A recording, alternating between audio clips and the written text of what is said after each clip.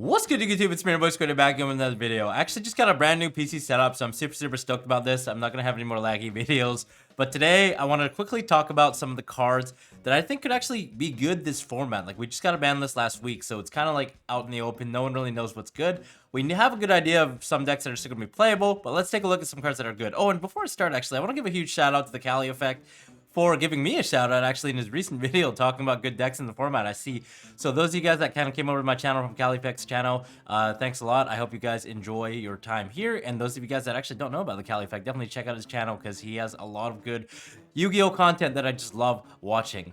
Okay, without further ado, let's get into the video. So first and foremost, the card I want to talk about is actually RINGOWURM, the dragon guarding the 100 apples. So this is a mouthful of a name, but this card is kind of forgotten. Like, it just came out in a new pack. No one really played with it at a competitive level. What it does is, if there's a non-effect monster on the field, you can actually special summon that from your hand. And then during the main phase, if you synchro summon this turn, doesn't have to control a synchro monster, just if you performed a synchro summon this turn and it was successful, you can banish this card from your graveyard, special summon 100 apple token, level 2 worm, and it can be treated as a tuner if you decide to synchro summon and use it, which is kind of crazy. So this actually fits in a lot of decks. You could actually play it in Sword Soul, which is the first deck that kind of comes to mind because they're spawning a bunch of tokens which count as non-effect monsters. So tokens count as non-effect monsters, and so do vanilla monsters. There's some vanilla fusion monsters that you can actually use with ready fusion to get on the table as well. So RINGOWURM becomes a free extender. The other thing is Rite of Air Misser, obviously spawning an adventure token that allows you to instantly go into RINGOWURM, go into something like a Stardust, either a Coral Dragon or a Stardust Charge Warrior, and then those allow you to draw a card, so you get a free resource, and then you can bring back RINGOWURM and further your plays to either make a level 8 synchro or to just link it off. And it's really nice that it kind of interacts with a card that kind of came from the ban list hell, which was Danlong versus the Yangzing. So this is a generic level 5 synchro that essentially gives you 2 negates if you play the bricks. So if you play the, I believe, Chiwen as well as the Baxi, you're able to go into a Herald after you search the Yangzing counter trap card, which allows you to negate and destroy anything. So 9 pillars. So it's kind of nice. There are a bunch of different ways that you can actually go into that quite easily. The first one I can think of is E-Telly off the top of my head. Obviously Xiamen wouldn't work because it's a tuner and 2 tuners cannot make it, but there are a lot of other level 3s like the Libromancers, which could be a combo that you guys consider playing. Another card that I actually stumbled upon was actually B-Trooper Descent. This special summons a level 3 B-Trooper token to your field, so then you can just special summon RINGOWURM. So it just like goes to show that RINGOWURM has a lot of different applications in the metagame. Potentially, if you've slotted in the right deck, maybe even in Dragon Links because it happens to be a dragon as well, you could actually make a lot of things. And level 2 is kind of a really nice level because it pairs with XL Stardust, so you can easily go into Baron anytime you have another level 6. So something like a Bastille allows you to easily go into Baron, and then you still have the RINGOWURM in the graveyard to use as another extender in the form of a level 2 light dragon or a level 2 tuner monster that you can continue playing with. And it's really also nice because of the fact that I guess just being a dragon, you know, like being able to mesh with a lot of different decks.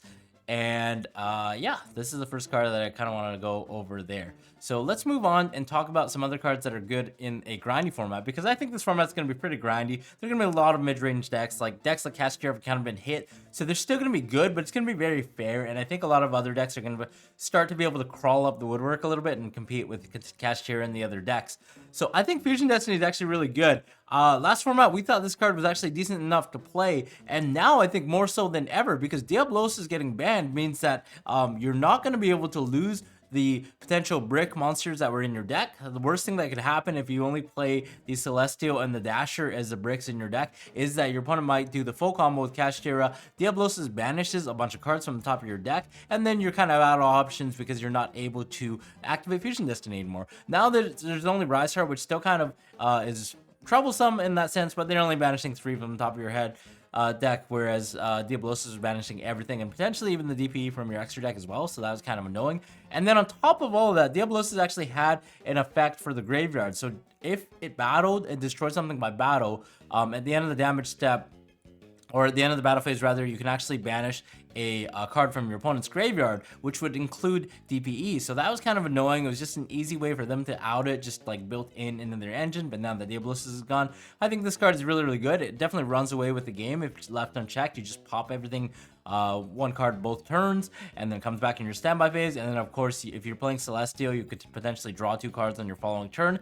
If you're playing a deck that's more synchro heavy and you play Mali, or like a fusion heavy deck like Tears, then Mali could get a lot of benefits as well. And then on top of that, there's also a Denier, which can shuffle back a copy of Mali. You bring back the other Mali. You could either make a synchro, or you can overlay for Beatrice and start doing your plays with Dark, so on and so forth. So I think Fusion Destiny is actually a good card to consider right now picking up at the moment. The ultimate rares are still really, really cheap. They're like $30 or $40, so it could be a really good investment, as well as a potentially very rogue card that has an opportunity to shine this format. I want to talk about Crush Card Virus. I feel like a lot of people forgot about this powerful prize card. I mean, guys, Cyberstun is not only the prize card that was playable, okay? Diablosis, like Cyberstun, there's also Crush Card. Even though this card got an errata, what it actually does now is you tribute a Dark Monster with 1,000 or less attack. Your opponent takes no damage until the end of the next turn, blah, blah, blah. All right, it's Dark Ruler. However, you get to look at your opponent's hand, all monsters they control, and then destroy any monsters with 1,500 or more attack. And then your opponent can actually destroy up to 3 monsters with 1,500 or more attack from their deck.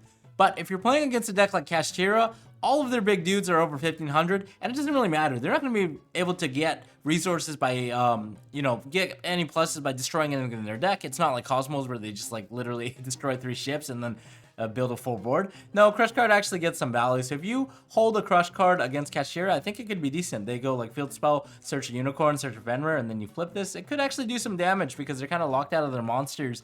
The deck is already inconsistent as is, and now that Unicorn's at 2, it's a lot more inconsistent than it previously was. So being able to hit the monsters is quite nice, and then on follow-up couple of turns, they're not going to be able to draw any monsters. It's a little unfortunate because they can still draw into the Field Spell, and then Pot of Prosperity allows them to circumvent this. But if you hold this for the right moment, you can also use it to pop their XYZ monsters as well. It's essentially a Raigeki, and you get to look at their hand for free. So I think it could be viable. There are a bunch of cards in the format that are actually, you can tribute very easily. So if you're playing something like a DD Crow in your deck, which is a decent hand trap, there are also some built-in monsters, like in the Labyrinth deck. Labyrinth Stovey Torby is actually a 0 attack monster that's a dark. So you can easily bring this back with its own effect and then tribute it off, which is really nice.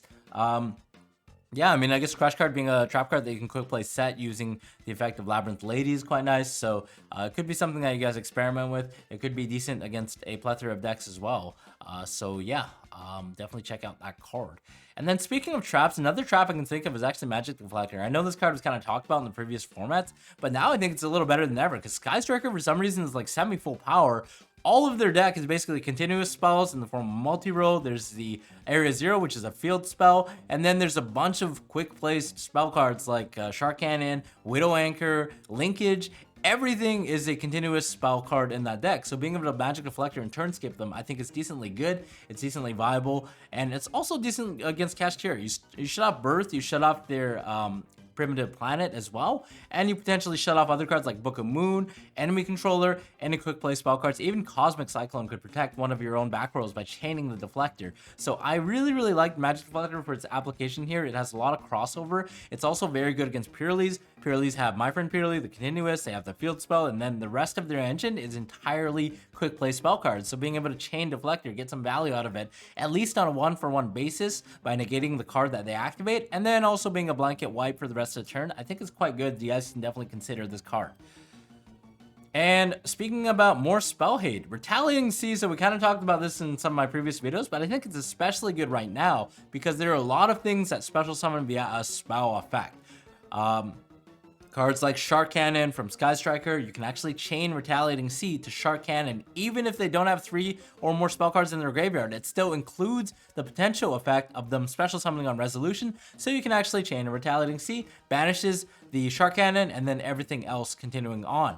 And it's also nice that it also works against Runics, so against Runic spells when they choose to special summon that option, you just banish that, and it makes it really hard for them because the card they discard off of Hugin would also get banished for cost.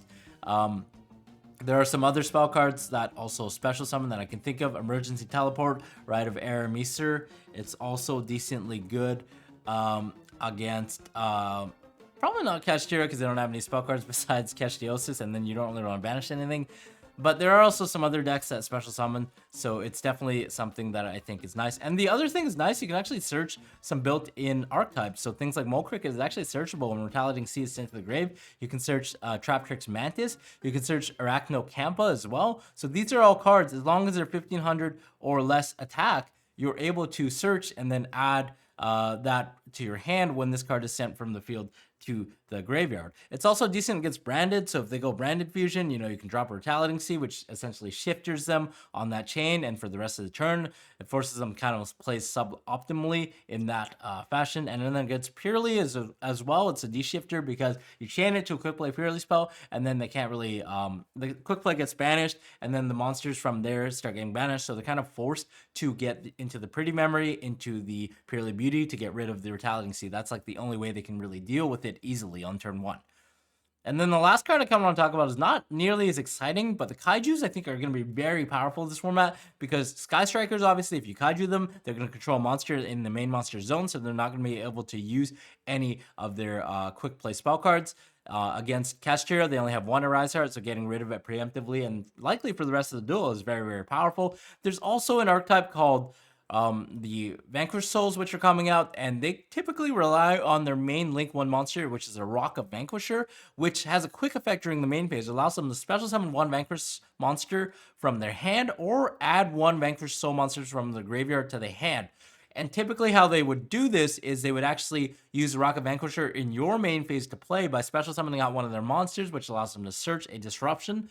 So if you go turn player priority Kaiju over the Rock of Vanquisher, a lot of times they can't actually play because how the deck typically plays, it's a lot like Gadgets. They summon Rock of Vanquisher and potentially another Vanquished Soul monster on the field, and then they rely on using the Vanquished Souls with a plethora of hand traps to control the game. So if you're getting rid of Rock of Vanquisher really early on, then they're not going to be able to special summon, so that could potentially be very good. All I'm saying is there are a lot of decks that are typically ending on like a 1 monster negate or a 1 monster disruption, even Hieratic Seals, so on and so forth. So getting rid of it with the simple Kaiju is very, very nice this format. And of course, you can actually pair it with Interrupted Kaiju Slumber to nuke the board.